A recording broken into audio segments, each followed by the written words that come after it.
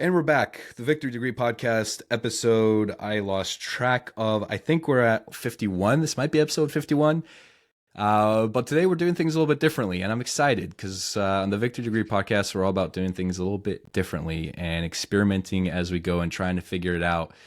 So today I am excited, very excited to welcome our guest. He is known as Coach AJ on Twitter, but for today, I think we'll just call him AJ. AJ, welcome to the show. Thanks for having me, Nick. Pleasure to be here. Absolutely, man.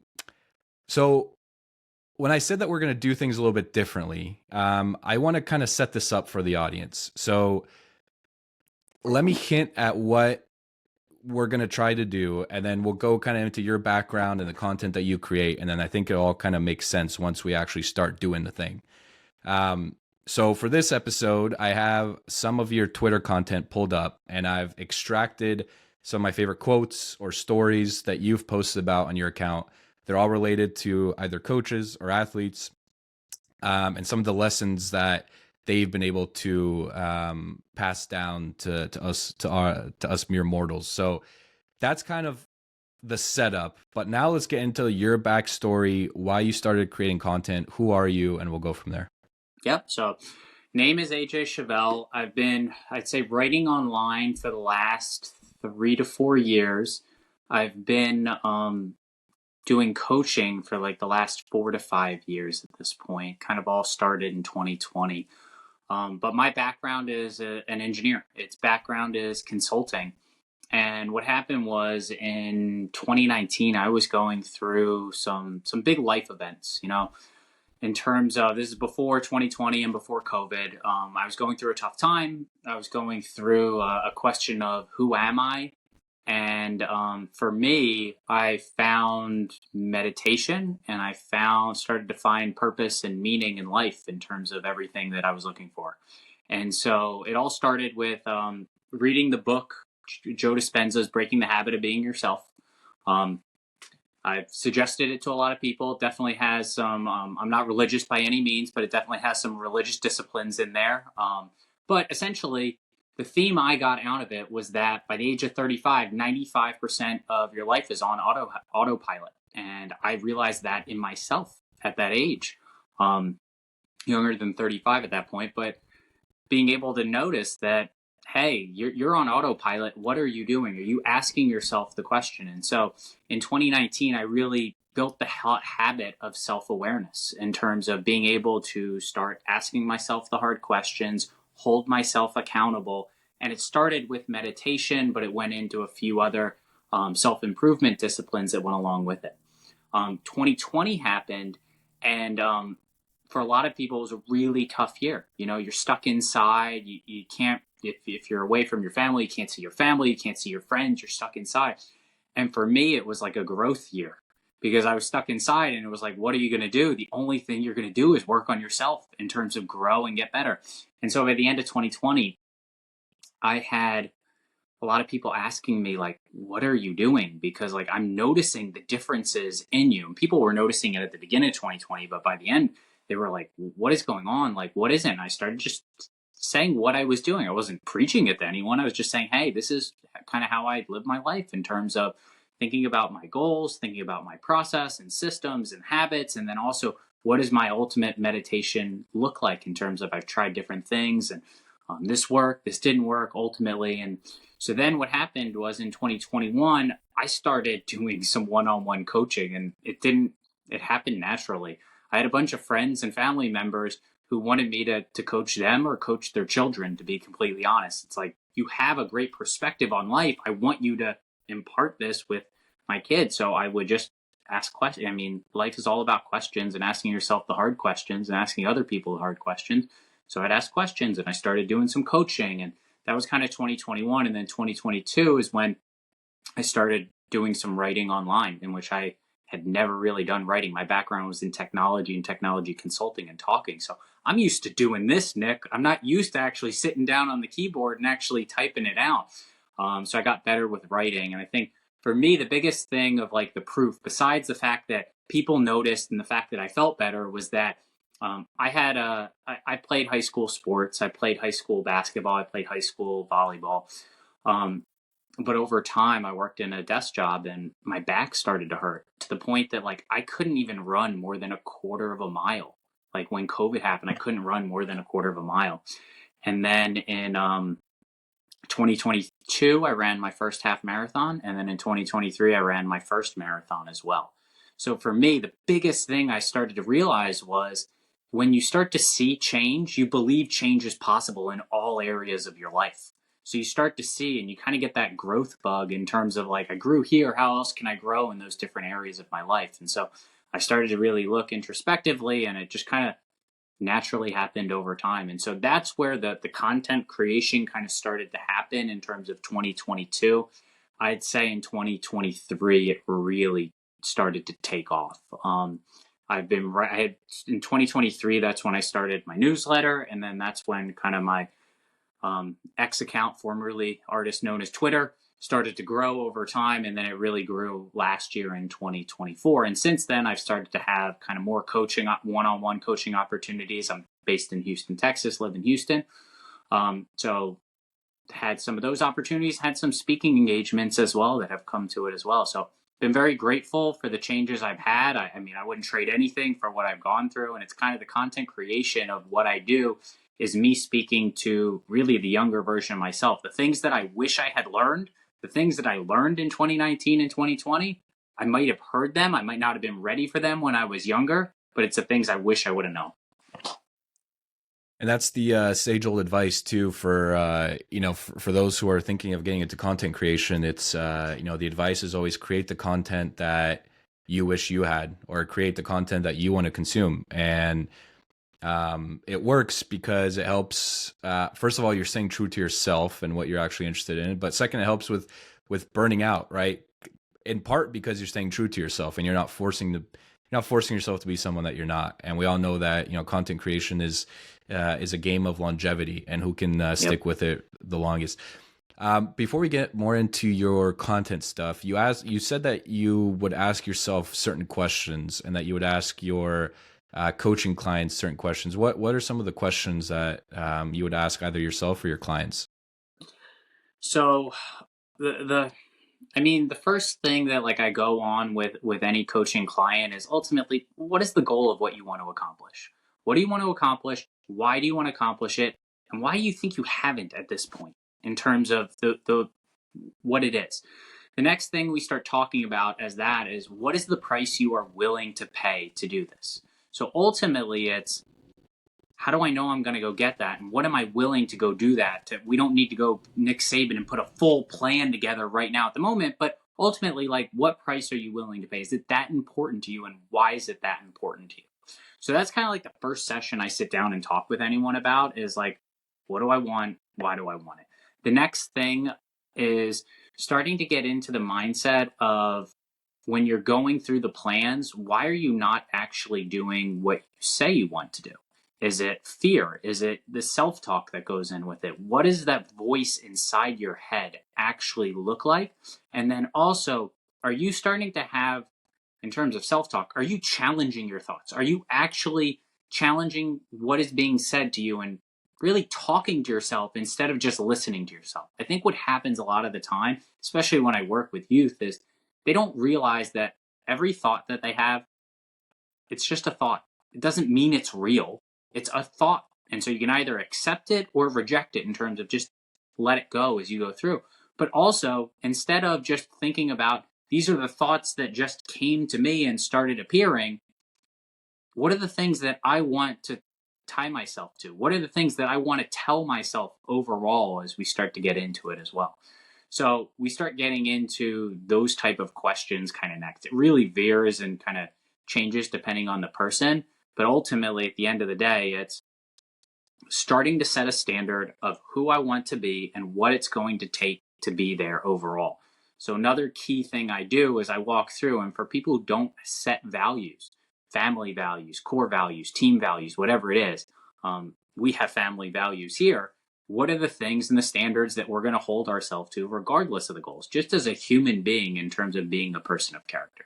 So those are the type of things I first start asking about in terms of what's important to you and what does it look like? What do you think holds most people back from achieving their goals? Fear. I think fear can be, I think we can get into a few different things in terms of like fear of other people's opinion, fear of failure, fear of embarrassment. I mean, they all kind of veer into the same exact thing, but I think ultimately people don't reach their goals because they don't fully invest in them, because there is some fear underlying everything that goes along with it. And part of the fear is people are afraid to get started because they're afraid, what if I don't actually get it, what I want? And I think that is a big thing that we run into now in terms of fear of failure. I mean, that's a lot of feedback that I get from parents and I get from kids in terms of just ultimately knowing that, hey, like failure isn't the end of the world, and failure is just a label that you ended up putting on it. But there's always going to be challenges, missteps, different ways that you have setbacks. How would you, because we all struggle with fear, what's usually your advice for someone that's struggling to do something because of fear? Like what's the first step?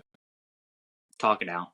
So you can go through, I know Tim Ferriss has a really good methodology in terms of like fear setting that he's posted on his blogs before, which is a great way to do it. And it's kind of a very detailed way. Like he likes to do everything in life, but it's very detailed in terms of going through it. But ultimately, it comes down to, what am I afraid of happening? So let's talk through it. And ultimately, I mean, if I'm doing it myself, I'm just going to sit and write down, like, what am I afraid that's ultimately going to do it? But some people don't like to write. So we'll talk it out and say, okay, what is the fear that's actually going to happen? And let's put a probabilistic number next to it and say, what are the chances that that actually happens? And then if it actually does happen, is it really going to end up being that bad? Like, what are the odds of like the worst case scenario actually happening and running through it? And most of the time, that helps you get through it. One of the biggest things that just people in general have trouble with is that they live in their emotional brain the entire day. In terms of like, we live they call it the beta state, but we live in kind of that beta state, which is our analytical state, like going from this to this to this to this to this. But we're very emotional in terms of like the way we react to things instead of choosing to respond to things. And that's why self-awareness, meditation, mindfulness, whatever word you want to use, helps you take a step back and think about it logically. That's why putting numbers to things, talking about it with another person, writing it down helps, because you're kind of getting a step back from your emotions and what you are feeling at that moment. So I would first say, whatever it is you need to do, if you want to write it down, talk it out with someone, write down what that fear is and what the outcome is that you don't want to happen, and then put a number next to it, because numbers always help people think a little bit more logically. And the question I ask as soon as someone puts a number up there is like, is that true? Is it really 100%? Is that really a 90%? And then you go back and you're like, well, no, not really. Maybe it's like 50%. Okay, we'll lower it to 50%. And then we start going through and then we look at it afterwards. People don't have the data. And this is where by writing it down, and this is why people like journaling. This is why if you look at any Olympic athlete, they all have performance journals, because they go back and they write it down, and people need the proof of what ultimately happened.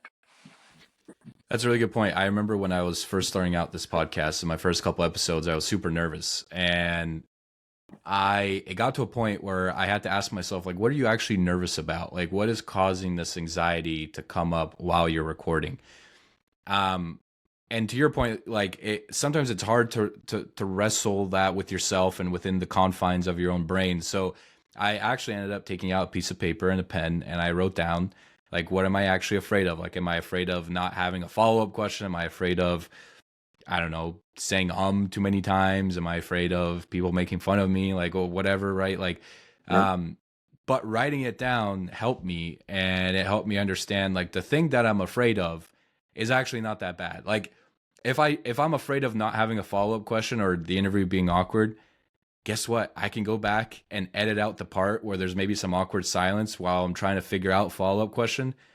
Problem solved. Like, nobody's ever going to know except for me and my guests that I couldn't think of a follow-up question. All right, fantastic. Like, so to your point, the things that we're afraid of oftentimes are really not that bad, but our brain is so powerful that it makes it into this huge, scary demon. Exactly. Exactly. Once you start writing it down, the next thing you can do, just like you did, and we didn't even get into that, is you can then start writing those if then statements. If this happens, then I do this. If this happens, then I do that. It's one of the things that um, you see in a lot of great teams and great athletes is they're so far ahead in terms of the way they're thinking about these obstacles will occur. So not even knowing like the fear is going to come up, all these things are going to come up. How am I going to attack the challenges? Yeah, it's funny because I'm thinking about it now. I recently read an article from ESPN, and it was a feature on Steph Curry. And I'm forgetting what the main premise of the article was, but there was a couple of paragraphs in there where it's talking about Curry and kind of his pregame ritual. And one of the most eye-opening things was learning that Steph Curry has performance anxiety.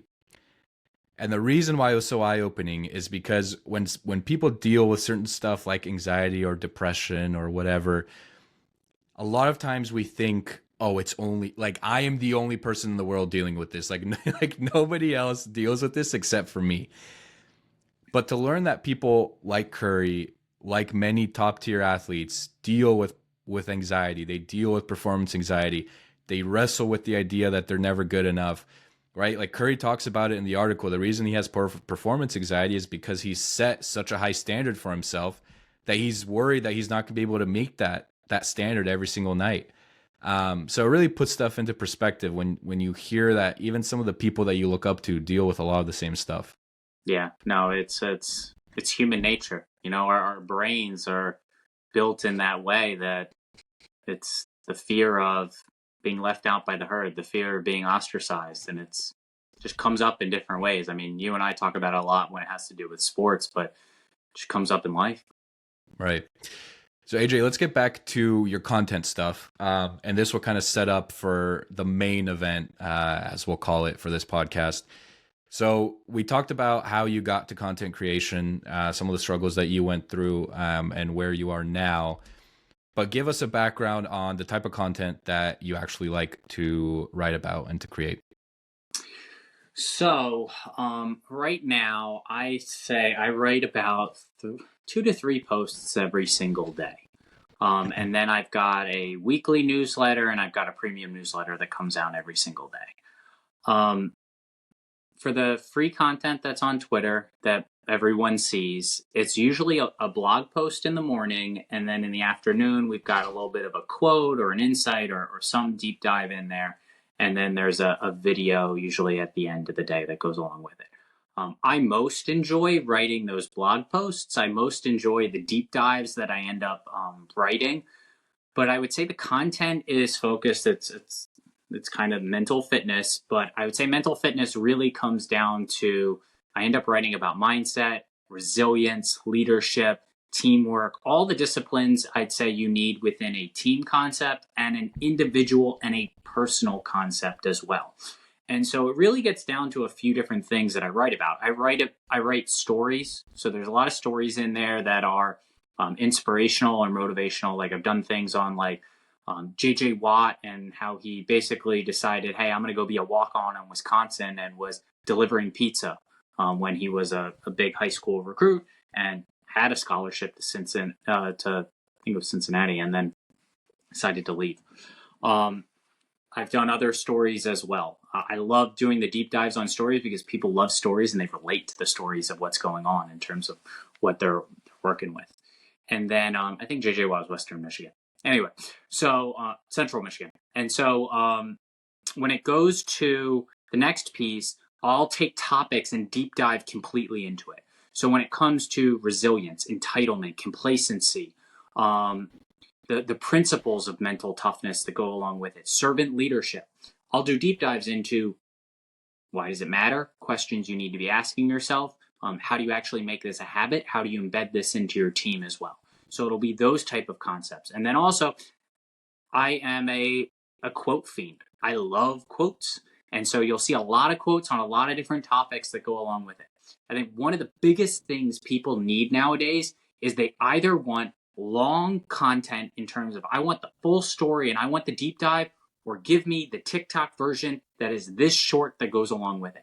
So if you see my information, it's usually one or the other. It's the blog that's the long thing, or it's the video, the quote that goes along with it, this little short with a bunch of great one-liners. I kind of pride myself on the one-liners that like I've created and started to build out and think about. Like one of the ones I'm very proud of is like entitlement is the enemy of hard work. So how do you think about it, and what are things that I can basically build down into? It's one of those things that like there's a lot of reasons people like Mike Tomlin, but one of the things that he does a phenomenal job with, and you can't argue, is his Tomlinisms are short and easy. You know what he means, and a lot of them are funny. They're memorable in terms of what he's communicating. And I think the biggest thing right now, you see this within teams and you see this within parents, is you have to be able to take something complex and communicate it simply and easily for someone to remember. And the biggest thing coaches have nowadays, and I think people go towards the content that is online, is they're hungering for any different way that I can say the same message that we had. What other perspective, what other story can I have? And ultimately, they are sending, and this is just leaders in general, we are continually sending a message about what we need to be thinking about. And I need to be on the heartbeat of my kid, of my team, of everyone that's around me.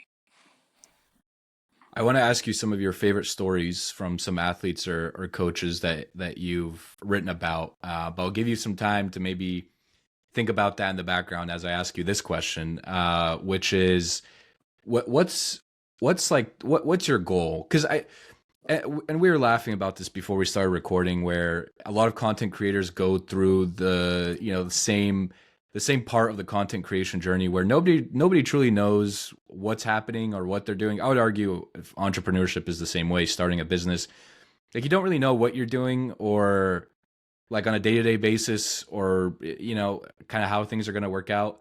But I would argue that most of us have perhaps this like ideal state that we're running towards, like this quote unquote light at the end of the tunnel, that despite all the stuff that might be happening on the day-to-day basis where it's like I have no idea what I'm doing, we do have some dream outcome that we think about. So I'm curious if you've thought about kind of what the dream outcome of your content creation journey is, or what goal you're striving towards. So the hardest thing I struggle with as a human being, and I feel like this is natural as well, is how do I balance the gratitude for what I have today and what I'm doing while yearning and wanting more and having these large scale goals that go along with it. And I think that's just human nature in terms of really balancing those two out. I mean, ultimately, like I'd like to keep growing what I am doing. It doesn't need a certain number by a certain day, but I'd like to keep growing my reach because I think that two things. One, I get a lot of energy from these conversations. I get a lot of enjoyment out of these conversations. And to be honest, like I feel like I've found meaning and purpose in helping people and really talking about these topics. It doesn't always need to be in a sports lens, but I feel like that's just kind of the niche that I've enjoyed and kind of where people have kind of started to absorb my content. But that's kind of what I enjoy in terms of giving myself energy. And then ultimately, like I would like to reach more and more people. I don't know what that ultimately means. Does that mean doing bigger speaking engagements? Does that mean working with teams? Does that mean other things that go along with it? So I haven't set those type of specific numbers that go along with it. I'm just working on getting better every day, learning every day, and just thinking about how I interact with people. I mean, how do I make my coaching one-on-one better? How do I make every time I speak a little bit more influential and impactful in terms of what I'm talking about? And then every day when I have a post, is it good? Is it something aligned with what message I want to be sending out to the world as well? I love that, man. It's funny too because the whole gratitude versus yearning for more hit so close to home, and I'll for as long as I live, I'll never forget this. But when I first started creating content, the very first time one of my Instagram Reels or TikTok posts went viral. And I'll distinctly remember my first Instagram one because that was still kind of a shock to me. It's like, oh my God, I never thought I'd be the type of person that could post an Instagram reel and have it get, I don't know what it's at now, but like over 5 million views. Like that was just crazy to me. But it happened. And I remember before it happened, like that's all I ever want. Like I would, for better or for worse, it's like, dude, if I could just, go viral, it would be such good validation that the content is actually good. And then it happens, and you have maybe like 10 seconds of excitement, and perhaps some gratitude sprinkled in. And then you immediately think about the next post, and it's like, cool, I got 5 million on this one. How can I get 20 million on the next one? Or how could I do 50 million? And it's that mindset of always wanting more, always striving for more, which I argue is a good mindset. Like if you want to get into entrepreneurship or content creation, you do have to have the mindset of like, how do I get better? How do I make my content better? How do I reach more people? Right? That's a good mindset to have. But that balance, man, that balance of, being grateful that you had even just one Instagram reel go viral is so, so important. Yep. No, it gives you that perspective, the end result. It's the journey, not that end result sometimes.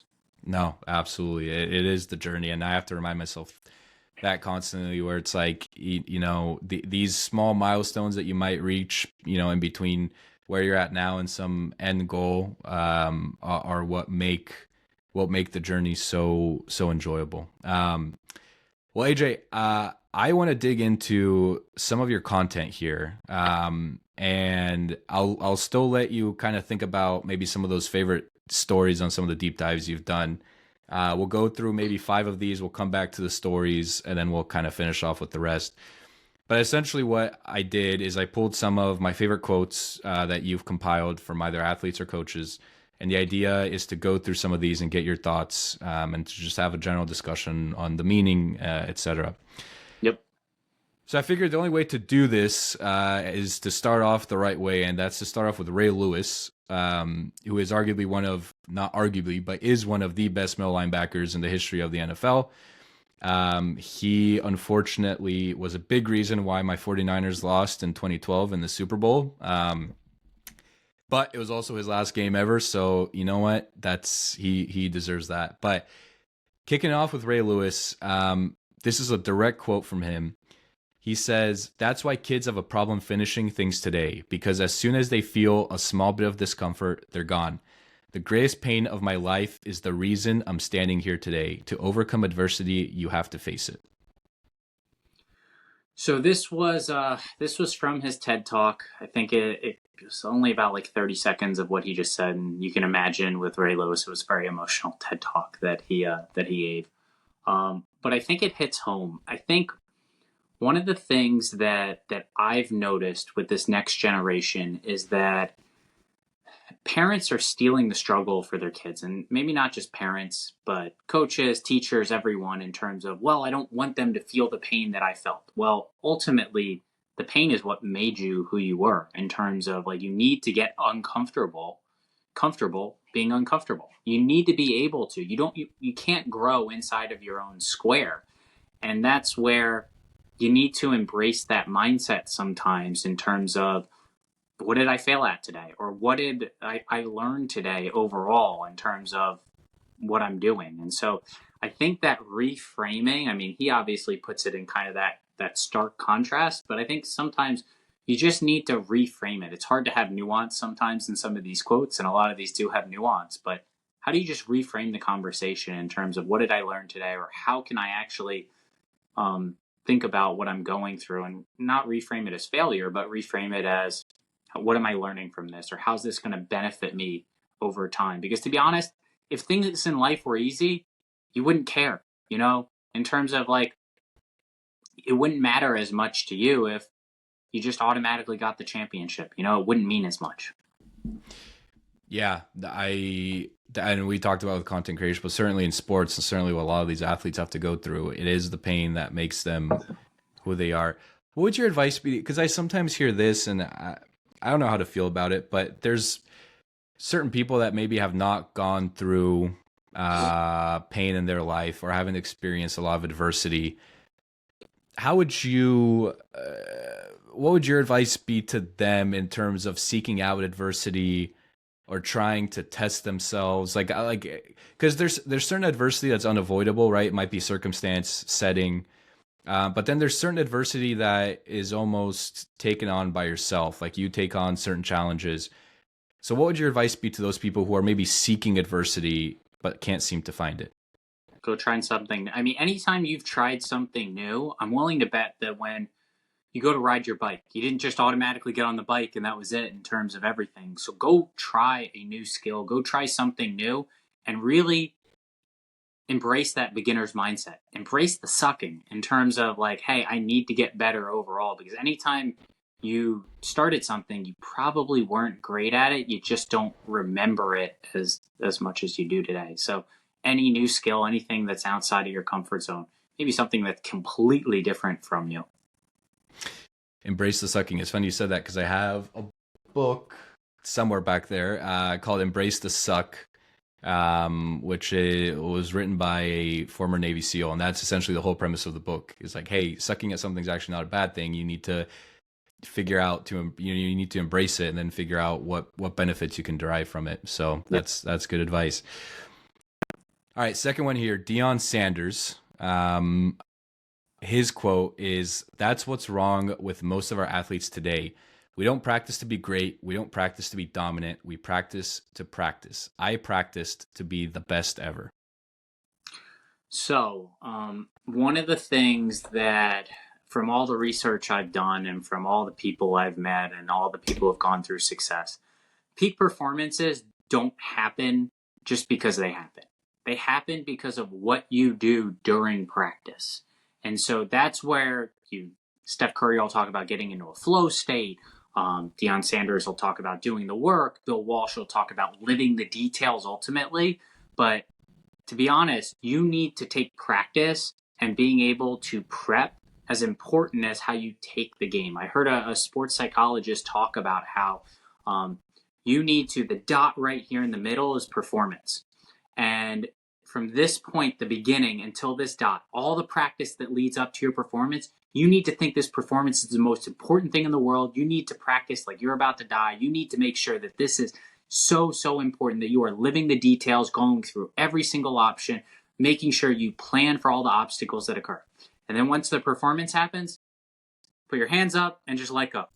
Let whatever happened as you go through. And that's where, because you put all that performance into the dot, you might have, like Steph Curry mentioned, performance anxiety. You might have some things in terms of like your body and mind and how you're reacting.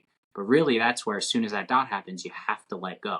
So when I hear that quote, it's all about up until that dot, not anything after the dot, but up until that dot, how am I doing the best I possibly can? And not just showing up to show up, but showing up with intention.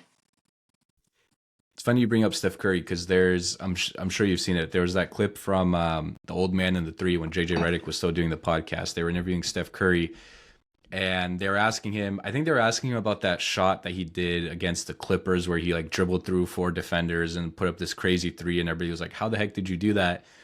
And that's when Steph brought up this idea of a flow state, and that's actually when I first heard of it. I had not heard about the flow state before that, and basically talking about how when he's in the game, he's not necessarily consciously thinking of like, this is the exact move that I am going to do in this situation. It kind of comes subconsciously to him. Yep.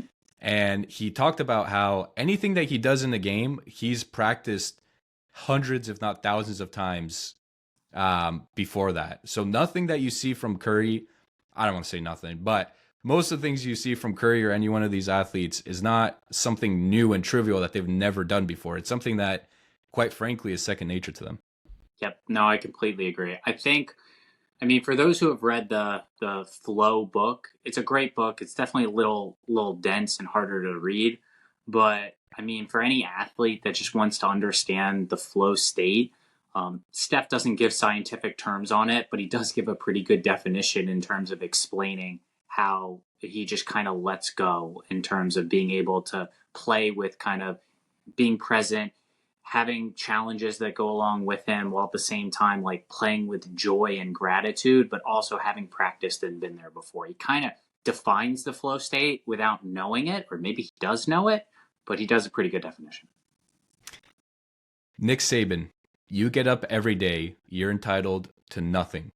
Nothing is acceptable but your best. So, Nick Saban, and entitlement. He talks about a few themes consistently, and entitlement is one that if you look at any of the coaches that came under the Saban tree, they will also talk about entitlement as well. Kirby Smart will, and some of the other ones.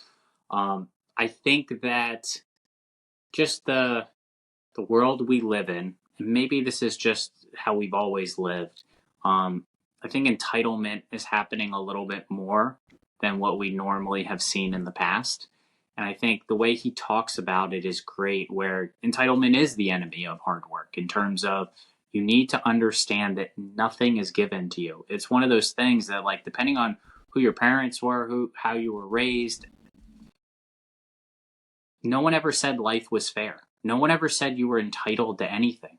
So when you earn it, you start to realize, oh, I can start earning other things as well.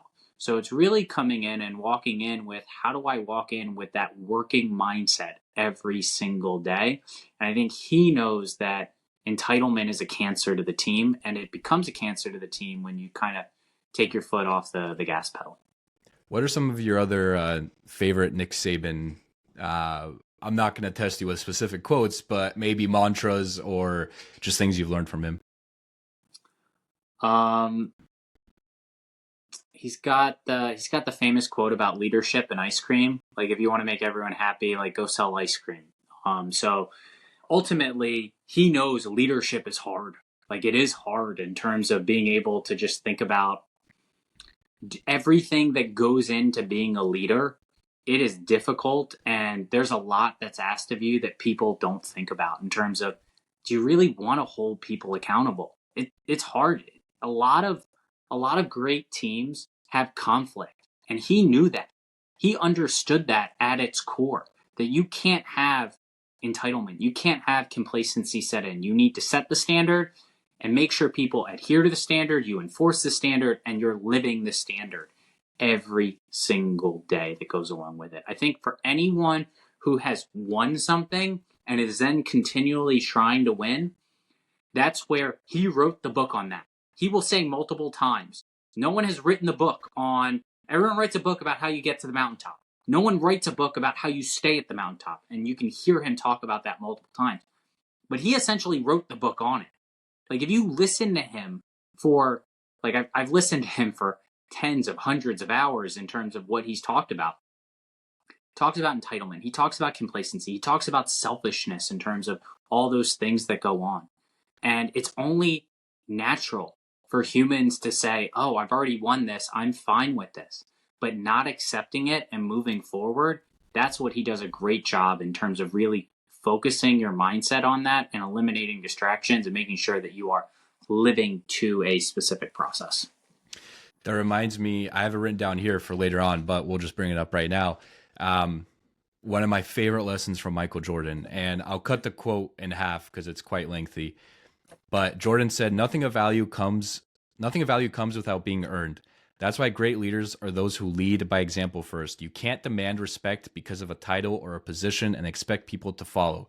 That might work for a little while, but in the long run, people respond to what they see. They might even listen, but they usually will act based on the actions of the person talking. If the CEO skips out early on Fridays, then he or she has sent a message that tells everyone else that they can do the same. I practiced hard every day because I wanted every one of my teammates to know what I expected out of myself. If I took a day off, then I knew they would too. And it's a theme that comes up over and over with Michael. I recently read, which I highly recommend. I actually didn't even know about the book until recently. It's called Driven from Within, a book that Jordan himself wrote back, I think, in 2005. It was released. It's a fantastic book, and it's a lot of it is like talking about the Nike shoe deals, but a lot of it, like, you get this rare lens into Jordan's thought process. And one of the things that always comes up in the book is this idea that I just outlined here, but this idea that, like, he only expected others to do what he himself would do. And I think that is, like, if you want to be a leader, that is like number one on the list of traits that you need to have or you need to exhibit. It's like, if he was not willing to go in and clean the toilets in the bathroom, he would not expect anybody else to do that. because he knew that people would look up to him. And he even talks about, like, for instance, the flu game, right? Like, his expectation was that, like, hey, unless you are, borderline on your deathbed, the expectation is that you at least try to suit up and play. And so the flu game was largely a representation of that, where even though I'm sick, even though I have the flu, I'm still going to go out there. I'm going to show up. And not only did he show up, but he dropped 43 points or whatever it was. But that was his expectation, and he showed it, and he demanded it. And the reason people listened to him is because he did the things that he said he was going to do. Yep. No, I completely agree. I think when it comes to leadership, it comes down to two principles. The one you just mentioned, leading by example, and then number two, just caring about people. I mean, ultimately, if you just do those two things, you do what you say you're going to do, you set a good standard, and then you care about the people, everything else starts to fall in line. It doesn't mean you're going to be as they kind of say, a level 5 leader, but you'll be up there in terms of level 4 because you did those key things. I think people don't realize, especially whether you are the best person on your team, whether you're the coach, whether you are a leader on your team, people are always watching, and people always know. People always know who gave the effort. People always know who's there for you. People always know. It doesn't matter what you say. It matters what you do. I mean, the best indication of this is just look at kids with their parents. It doesn't matter what you say, but if you're not following your own standard, they sniff that out really quickly, real quickly in terms of what's going on. So I think that's a good example and a good reminder just in general, because we're all leaders in different ways. Do any examples come to mind? I know I'm putting you on the spot here a lot. Listen, man, I didn't say this podcast was going to be easy, but any other examples come to mind with Jordan? Because there's so much I'm sure you and I could sit down and do an entire podcast on Jordan and the stuff that he did and said. But any other examples come to mind? Yeah, so one of the Jordan stories that I did a deep dive on that I really enjoyed was when he first got found at 5-Star Camp. So he was a rather unknown at this point. I think it was his junior year, and he ended up going to the UNC camp. And Roy Williams was like, "Oh my gosh!" And so was Dean Smith. Like, we can't let him go out anywhere. Like, he is the prized possession. And Roy Williams actually kind of went against Dean Smith and got him into the 5-Star Camp in, I think it was Pittsburgh, that year. And Jordan goes, and at that point, he was just so nervous in terms of, he's like, I think the quote was, "I'm just a small town boy out of like Wilmington, North Carolina. Like, what am I doing here with the best of the best?" So he was like doubting himself, and he had just dominated the UNC camp. It obviously wasn't the 5-Star camp that he was going to now, but he doubted himself. And then he realized, like, as soon as he saw everyone playing, he's like, "Oh, I'm the best one here." Or he always had that confidence. I think at first it was a little bit of a false bravado, but his inner voice wasn't always that false bravado that came out at that point. He was a little nervous, and then he just completely dominated the camp. But the reason he dominated the camp was because he had done all the work before. He was obsessive with the amount of practice and what he did, and he loved to compete. He loved to compete overall. And what that story really signified for me is, number one, like, even he had that voice in his head. And who knows how long, I mean, we don't hear that voice now today, but how long was that voice actually in his head? Did it change after he hit that shot at UNC? When did that change? But he had that voice at some point. So we can all grow in to our own voice as well. And then the other thing is just the proof of just do the work, compete, and over time it starts to change. You don't suddenly become a success overnight. It happens over time in terms of being willing to sit down and do the work. One of my favorite Jordan things too is from that same book, Driven from Within. His mom was actually quoted in the book saying, because there's always a question like, what was Jordan like as a kid? Like, he must have been, just maniacal with his work and preparation, all that. And his mom was like, no, like, if Jordan didn't end up playing basketball, like if he ended up in some 9-to-5 or something, like he was super lazy. Like, if it was up to him, he'd be watching TV all day long. Like, he was incredibly lazy as a kid, but he always loved to play. And so that's why like basketball stuck around, because in the early days it was like, oh, this, like, I'm just playing basketball, like this is just a game. And then obviously over time it evolved into what it was. But that was interesting to think about that. Like Jordan, even the holy Jordan wasn't always the Jordan. They didn't always have that same killer mindset. Yeah. Pretty crazy. All right, next guy up, Mike Tomlin. You need to continually be a guy on the rise. The things that made you viable in the past aren't going to be the things that make you viable moving forward. So I really enjoyed this quote because one of the biggest things I talk about is growth. Like, growth isn't a habit unless you make it a habit. You need to continually think about, where am I today? Where do I want to be going? And that's just building it into a growth mindset, building in an improvement mindset overall. And this is just, I think, a part of life. How am I growing in my career? How am I growing emotionally, mentally? How am I growing everything that I want? And you need to think about what it is that you want to grow. You can't grow everything in terms of like all disciplines and all areas, but you need to be focused about what you do and make growth a habit.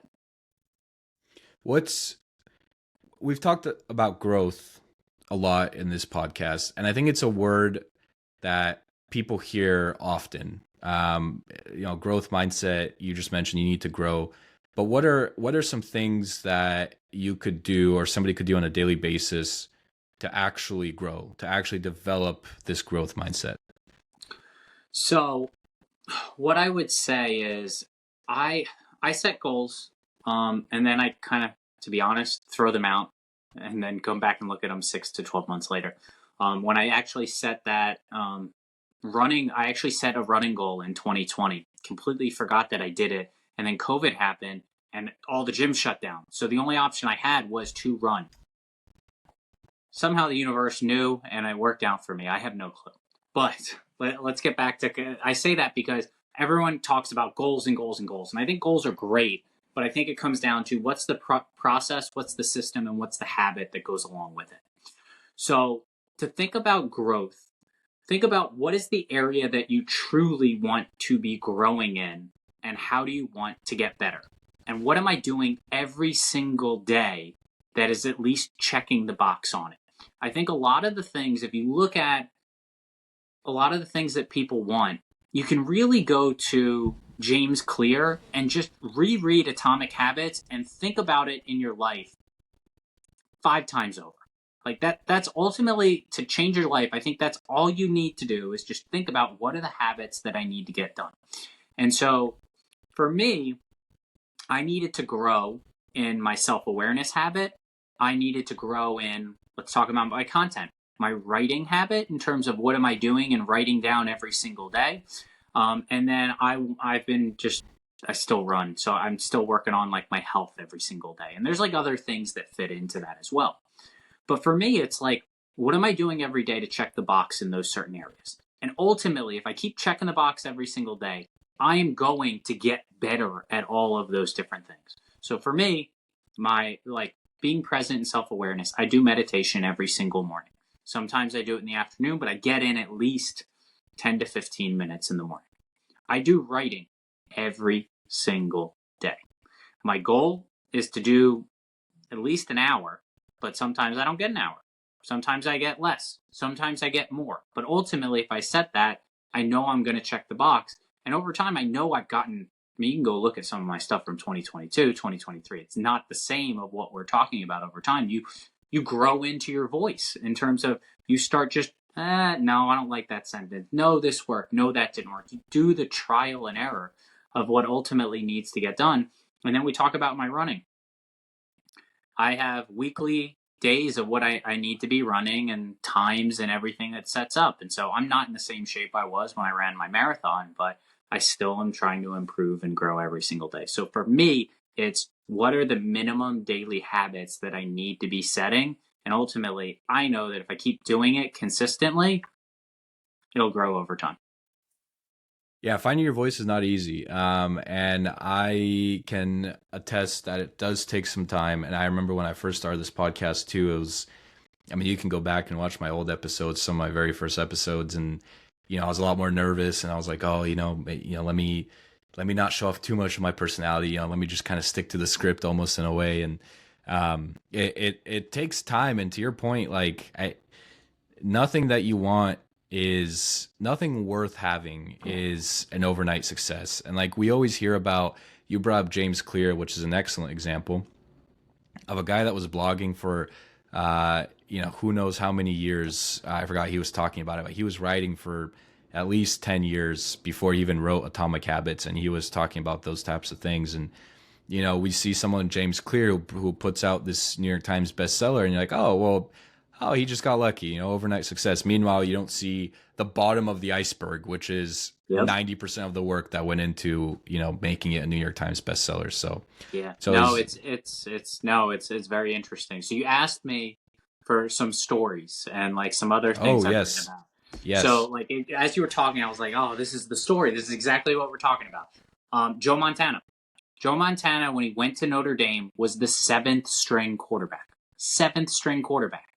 Then he realized, I don't have good practice habits. I just would show up on the game and show up, and Cool Joe just would show up and throw up in terms of just be a primetime player. But he realized, I'm not going to get on the field if I don't practice. They watch me 99% of the time in practice, so I need to get better. So he went from seventh string, I think, to fourth, and then to third. I think he had walk-ons that were ahead of him at some point. And then he ends up, from there, he ends up being the second string and starts playing well, gets injured. Then he ends up like coming in and saving a few games and actually like being the backup where they'd have him come in and he'd play in the second half and make the Joe comeback, all the comebacks that went along with it. And then he got injured again. And so then he had to go back, and he had all these things. Everyone loved him because he had all those comebacks. He was still second string. And then they ended up doing it again. He took him 4 or 5 years to actually get at Notre Dame and actually get the job, to win the job and actually starting as seventh string. But all that happens from all the work that he did all those other years. There was actually a time in there in his story, which is really interesting, where he wanted to leave to go play on the basketball team, but they didn't let him. Interesting. Yeah. Dang, what could have been? Well, it would have been bad for my Niners, because then we would not have had Joe Montana and won the Super Bowls that we did with him if he decided to play basketball. It's interesting too, like complete sidetrack, but how many NFL players played basketball, or how many basketball players also played football? Like there's so many examples of like dual athletes, triathletes. Like all these guys were so athletic that they were able to play all these different sports. Pretty crazy to think about. Yeah, no, it definitely, it helps, just being able to have different mindsets, different personas, different ways that for sports, it's great because your body moves in different ways in terms of like, if you watch some of the quarterbacks pregame, they're throwing like, I can't remember who it was, but someone pregame is like shooting basketballs in terms of like everything that's going on. So like using different muscles in different ways definitely helps. I know Trent Dilfer has talked about this a lot. But then also, I just think about in life, like people who have different ways and different mindsets can kind of outthink the game because they have different life perspectives, Yeah, it's like their own unique experiences help them in very unique situations. Let's move on to a guy that looked up to Jordan anyways, and unfortunately was taken away from us way too soon. That's a guy by the name of Kobe Bryant. I don't know if you've heard of him. One of the best basketball players of all time, certainly. And he had this quote that I just couldn't stop thinking about. He said, I just choose to focus on one step at a time. And then by the time you realize you're at the top, of the mountain again. So that quote was when he was on the Knuckleheads podcast. And I think it was in reference to how they were asking him a question about his injury and like coming back from injury. But I think he was just talking about life in general, obviously, with that question. I think it goes back to some of the things we talked about, like the power of consistency, like the power of focus and consistency. I think that's the biggest thing why people veer off track. I mean, the first question that we talked about was, why don't people reach their goals? And we talked about fear. And the fear comes because they're not focused on what matters or what they say that matters overall, and then just focusing on that day by day, step by step that goes along with it. I think one of the things that you have to do in any long journey is give yourself perspective, have a little gratitude that goes along with it, and you need some wins that go along the way. Like if you don't see anything, how do you know you're actually getting better? And that means like small little details in terms of like a golfer. I hit this ball really well today. Like those are the little things that help build your confidence and help with hope. I mean, that's ultimately why people give up on saying things, is because they don't really have the hope that they're going to get to where they ultimately want to go. Yeah, the small wins are so important because even when I think about through other athletes' lives and the people that we've had on this podcast, it's oftentimes those small wins that keep you going. Even when you doubt yourself, sometimes it takes somebody saying, "Hey, man, great job at this," or "Hey, like that was cool," or even I know for myself, like when I do this podcast, like if somebody just says like, "Hey, really love that episode," or "Hey, that was a great interview. I really enjoyed our conversation," like small stuff like that one might not think is that important actually goes an incredibly long way. Yeah. It's wild how powerful words can be sometimes. Um, I want to get to another quote. This one's from Brady, and this one's more so about mindset and about doing stuff on days when maybe you don't feel like doing it. So he says, "You're not only winning when things are going your way, you've got to figure out how to win when things aren't going your way. When your mind's fighting you, how do you still just say, 'I'm going to beat my mind today'?" So, what I take from that, and Brady, I mean, a lot of the names we talked about are all epitome of this quote that we have right here, is that it's really the power of discipline. Like sometimes you don't want to do like you don't want to get up early.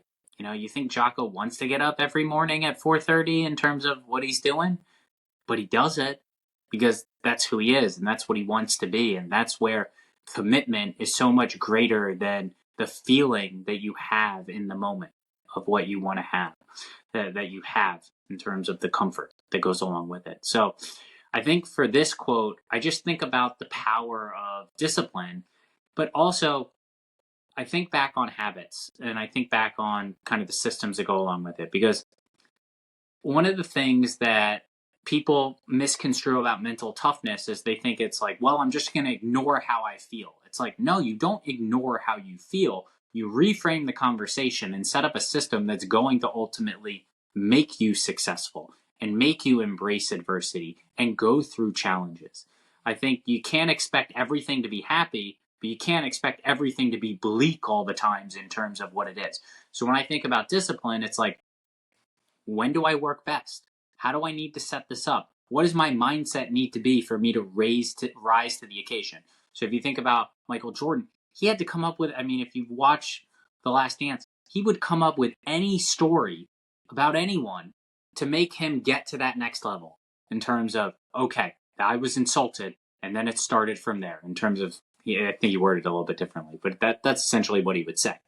So you need to think about that, but you also need to think about, when do I work best? What do I need to be thinking about as we go through it? And then also, when you think about your performance, what is your optimum zone of performance? I work best when I am angry. I work best when I'm doubted. I work best when it is. It's ultimately, I can't tell you what voice works best for you, but some people need that mean voice that is pushing them forward. Some people need that supportive voice that is pushing them up, that goes along with it. That's where you need to build the self-awareness to understand yourself and understand, how do I operate and work at my best. Yeah, the motivation stuff with Jordan was wild because he had a quote where he basically was talking about motivation. And he was saying, "Listen, my motivation was so simple. Like it could just be like, hey, I'm going out, or like I'm playing it in front of a group of fans tonight. It might be their first time ever watching me play live, and I just want to put on a show for them." And that was his motivation for going out that night and dropping 60. Like that was Yep. it. I just wanted to impress that specific group of people. So I really like that advice. Like, find what drives you, and then lean into it. And I actually want to get your thoughts on this, because there's certain emotions, certain negative emotions, right? Like anger, try and think, maybe jealousy, that could fuel you, but in reality are negative emotions, right? Like it overall might not be healthy. Like I remember for the longest time, like I wanted to prove my this doesn't sound funny, but I wanted to prove like my ex-girlfriend's wrong and say like, no, like I am going to be super successful, and like you made the mistake of breaking up with me because look at how successful I'm going to be. So that was like more, I guess, anger kind of fueled me in that moment, but I used it to my advantage. It actually fueled me quite a bit. So like, do you have any thoughts on like letting negative emotions fuel you versus positive emotions? You ultimately have to come to terms with what you want and why you want it. So in this example, I mean, if it's going to fuel you in a positive way, okay, good for you. Ultimately, that's helping you. It's guiding you in a way.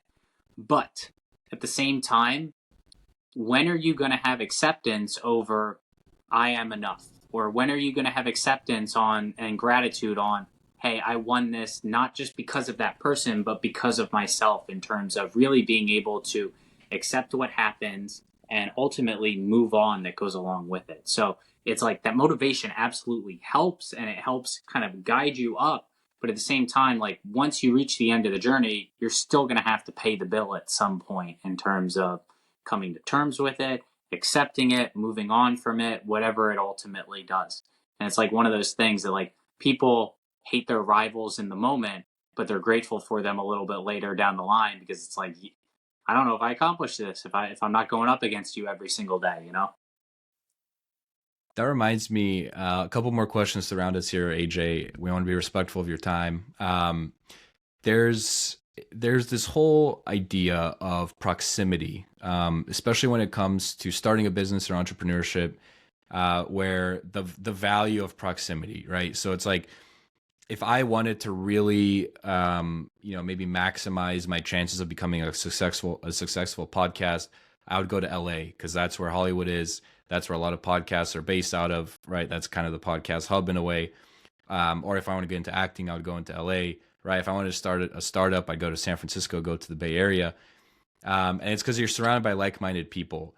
Now, with how connected everyone is, it seems like that value has maybe dropped off a bit. And I remember asking one of the guests that we had on the show, he used to play in the MLB. He's now an entrepreneur, and he agreed that the value of it kind of dropped off because now it's so connected and we have resources everywhere. What are your thoughts on that?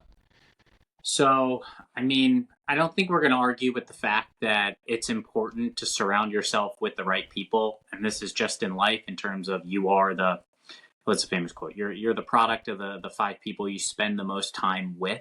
So I think we all agree that's important. And that's why parents spend so much time making sure their kids are influenced by the right people and going to the right schools and all of that.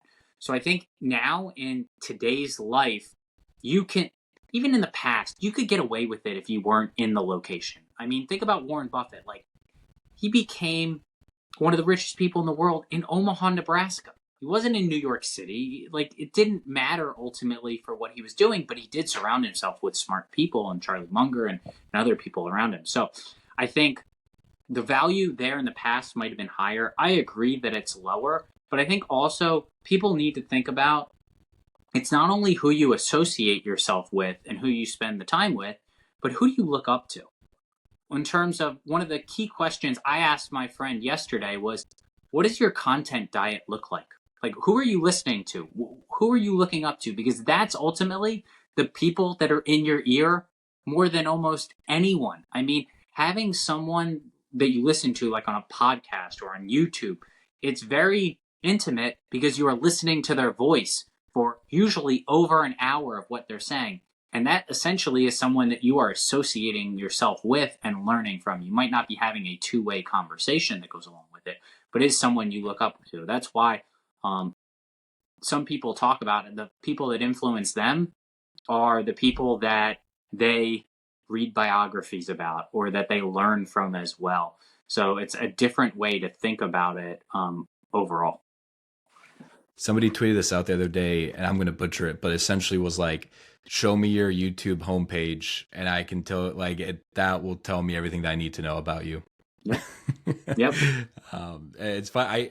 I think I actually want to do this with my friends at some point and people that I know. It's just like, hey, as a social experiment, everybody send a screenshot of their YouTube homepage. Like, don't mess around with it. Just go to youtube.com and screenshot like the first, what is it? They have like the first 2 rows of recommended videos, and that's it. And we'll see where everyone stands. There you go. AJ, as we close out here, we went through a lot of quotes that I picked out and that were meaningful to me, but you have a whole plethora of them on your Twitter account, which we will, of course, link in the description and tell people to go check you out. AJ's a great follow. I learn something new every single day. Is there anything that stands out to you? We talked about some of your favorite stories, but some of the favorite lessons that you've learned from studying some of the greats in sports. I would say one of the other things that I would say that one of the things you're not going to get as much from the page, or it comes out. It comes out every once in a while, because to be honest, people go to the page and they look at what has the most likes and what has the most views, but that's not always the most valuable content and the things that I think people need the most. I would say some of the things that you can start to think about is, what are my processes and systems and habits, and like, what is it that I want to be accomplishing? I think you need to spend more time, and this is in some of my deeper writing, you see it, is what do I want? Why do I want it? And what are the questions I'm ultimately asking myself every single day in terms of the standard that I am living? So I think that's some of the things that you can go in and look for. So when I do talk about meditation, when I do talk about breath work, like, these are things that help, that I think would be very helpful. I think you can also go down and look at some of the teamwork stuff that I have. So I've got a lot of great stuff on Bill Walsh in terms of the score takes care of itself and some of his guidelines on life. I've got some good stuff about Kirby Smart.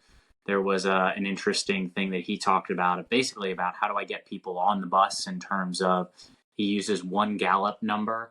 Him and Nick Saban used one Gallup number to say, are these people that are on the team or off the team, in terms of thinking about the overall performance. But I think those are the things that I think people need to think about for themselves. I think we live too much sometimes on autopilot. That's why I like the term mental fitness, because it's like, what am I doing every day for my own mindset and nourishing myself? And it doesn't need to be meditation. It doesn't need to be mindfulness. It could just be, am I going for a walk outside and just taking time to be present? Am I, to be honest, like, I've sat and talked with my wife, and like, am I just like dancing every single day? Or like, what am I doing to have a little joy for the day in terms of what we need to have? And so I think just thinking about that in more of a minute way just makes life a little bit more enjoyable, makes it a little bit more manageable as well. Because I think there's no silver bullet for anything that you find. It's iterating, trying new things, figuring things out. I've tried a lot of things, and I know what works for me, but I don't know, Nick, I don't know what works for you. I don't know what the listeners are going to take from it. But ultimately, I think the core principles are still the same in terms of, do I know what type of person I want to be? That's what I'm asking when I say core values. Do I know how to be present and improve my self-awareness? Do I know how to work for what I ultimately want to get? And do I have joy and gratitude for the day that I have? One of the things that I think we talked about before we hopped on is, like, they don't give you a manual for being a human being. You just show up and you figure it out. We're all in this one player game. The core principles are all the same in terms of, like I just mentioned, being present and being able to be a good person. But you figure out what that means to you, and it looks a little bit different to everyone, but it's usually a little universal. The manual part is funny, because we were talking about it before we started recording, and it's so true. And there is no right answer. The only right answer to life is the answer that makes sense to you. And, at the end of the day, if you're living life the way that you want to live it, then that is what's most important. I think the autopilot part of what you were just saying is so important too, especially for people who maybe work, 9 to 5 or a job that forces them to clock in and clock out at certain times. You almost get stuck in this routine, and it's the same thing every single day. And slowly but surely, the days start passing, and then it's the months, and then the years, and you're like, you kind of look around, you're like, where did the last 5 years go? And you don't remember anything because you're stuck in this routine. And so taking a second to be aware of your surroundings, to your point, it could be a simple 5 to 10 minute, meditation. Just sit there. Like I just like to, because also that was one thing I was going to ask you about. Like when you say meditation, people think of like, Buddhist monks sitting on the floor and humming to themselves. Right. But like, for me, all it takes is sitting on the edge of my bed, closing my eyes and focusing on my breath for 10 minutes and just trying to feel my body in its current state, just trying to take it all in. And it's so powerful. And I'll end my spiel here, but I was reading an article on, I'm forgetting the author's name, which is going to piss me off, but basically talking about this idea, this time go by faster as you get older. And his whole premise was that, and in fact does, because the way your brain processes time is by the amount of new experiences that your brain experiences. And so if you're constantly going through the motions or going through a routine and not experiencing new stuff, your brain kind of jumbles that all together. And even though maybe 20 Yep. days have passed, your brain thinks it's like a 2-day event. So to your point, being present, experiencing new emotions, experiencing new stuff is of the utmost importance. Yep. Completely agree. Yeah. AJ Shavell, ladies and gentlemen, you can find him at Coach AJ on Twitter. We'll link all of that in the description. AJ, anything else that you would like to plug before we sign off? As Nick mentioned, you can find me on Twitter. That's where a lot of my content is, at Coach AJ Kings. And you can find my newsletter.